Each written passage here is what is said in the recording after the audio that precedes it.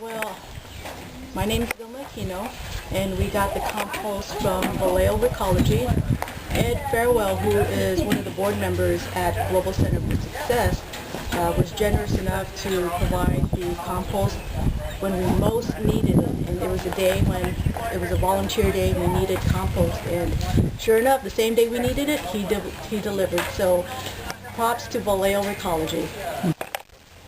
Hi, my name is Jessica Razul. I'm from Vallejo, California. This is one of my hometowns, and I'm here today so that I could kind of help out and build a little bit of a community. I was an environmental studies major back at UCSD, so this is what I love spending my time doing.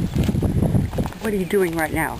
Oh, right now I am breaking down some green plants and creating what they call a green layer in the compost pile, which is very nitrogen rich. Yeah, just learned that today. Hi, my name is Shelby Stoffel, and I'm a senior studying conservation and resource studies at UC Berkeley. I've taken a lot of gardening classes, and I'm here today in Vallejo because I believe in food sovereignty and that people should take back power over their food, especially by growing it.